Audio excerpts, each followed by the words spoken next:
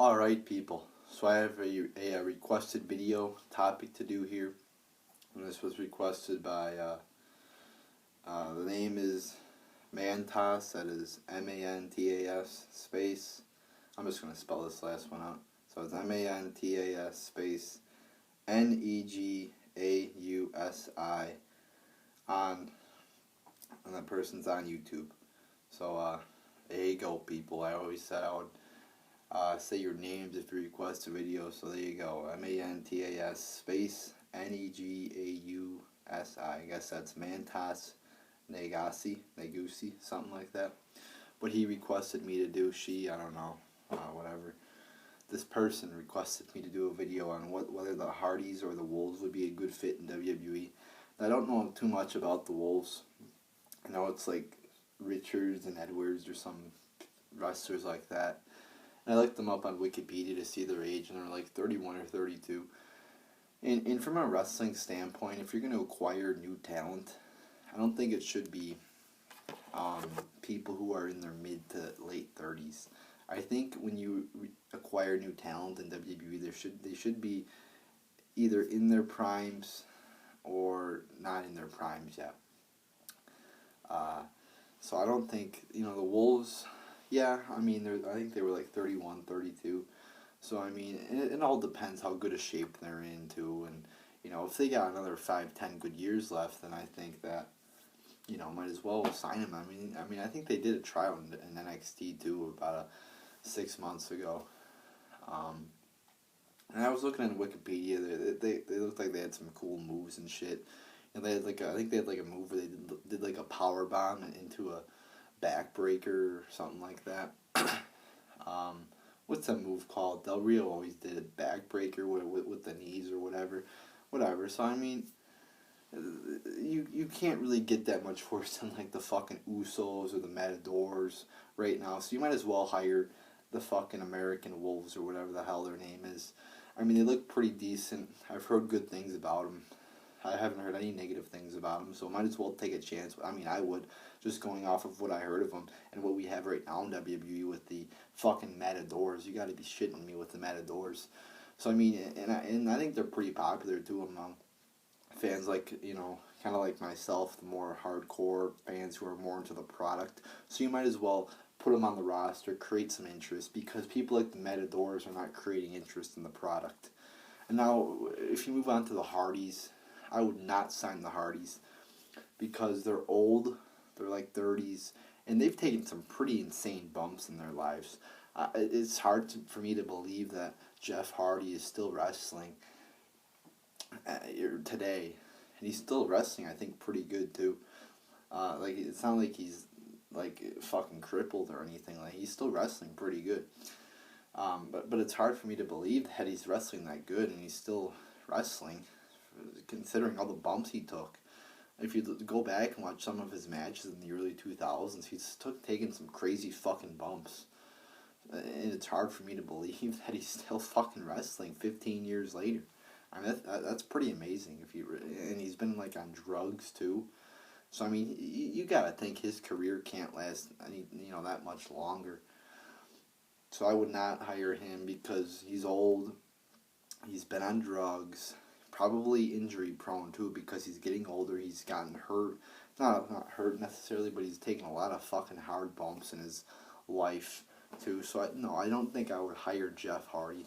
Now, coming back for a one-time thing like a Rumble entrance or a non-wrestling role, maybe a coach on Tough Enough, some shit like that, okay. But I don't want somebody who's been convicted of, who's been caught with drugs, and I believe multiple times in their career. I would not want that person on my roster. He's old, maybe he'll be good for a few months, but then, let's say a few months in, he gets caught with drugs, or he gets hurt, or he's not wrestling as good as he used to, So I would invest my talent, my money more in the younger talent, because right now in WWE, you see people like Daniel Bryan finally getting their chance, but how old are they? They're like 36, 37. You see CM Punk finally getting his chance. How old are they? 36, 37. And you look at when these guys leave the company. Like Punk, he only had a few years in WWE. Then he left. because he got hurt. So age definitely played a role in Punk leaving. If they would have pushed him, 5 years earlier, he probably would have stayed for 7 years, or at least a lot longer. I think that he was on top. And look at Bryan. They waited again. They didn't push him until he was fucking 36 or something, and then he got the neck injury, and everything. So I mean, I think WWE needs to do a better job of pushing people when they're younger. Like, look at Brock Lesnar. They gave him the belt in '02. And flash forward 13 years later, he's still wrestling fucking great today. He's still a great performer today. You could say what you want about him showing up or whatever, but he still wrestles good. So, and I think they're starting to do that now. I mean, look at Paige. She's like 20, 21. She's already, in the fucking Divas title picture. Ambrose and Rollins, those guys, I think are in their 20s. So again, they got to give the ball to these guys when they're young. I'm not saying 21, 22, but like mid to high 20s. That's when I think maybe 30, 31 is when you should give the people the top spots. You shouldn't give fucking people top spots in their mid 30s. So, and from looking at it from a hiring aspect, the people you should hire should be young guys. They shouldn't be in their 30s, I don't think. You shouldn't go out and hire some fucking retired football player who's 36 years old, all right? You should hire young talent who's been wrestling in the indies or wrestling somewhere else, I think that's what you should hire and go for. The younger guys, put them in developmental forever, how long. I think some of them don't even need to go into developmental. They're already good enough. I mean, what's the point of putting them in developmental? Look at some of these guys that they bring into WWE. They've been wrestling a long time in their lives. Do you think they really need to go into developmental? Probably not. I mean, maybe for a little bit to get used to it. But I mean, I don't even think they might not even need to go into developmental, But I don't know. I don't know the ins and outs of WWE and whatever. So I guess it might be a good idea to put them in there for a few months to just get them used to the WWE system.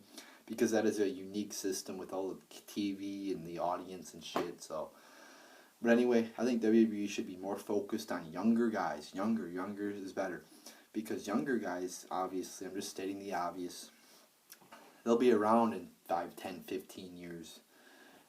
Older guys will only be around for the next few years, in the next 5 years, alright? So I think WWE should do a better job of pushing younger guys, giving younger guys more opportunities earlier in their career so that they have more time to flourish and more time to be on top.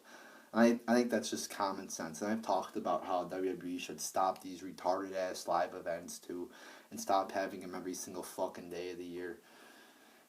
And I made a whole video on that. I think it was called WWE Live Event Rants. You could look that up. Live events, I think, are a bad idea. And I'm not going to get into that. But so there you go, people. There's my thoughts on the Wolves and the Hardys joining WWE.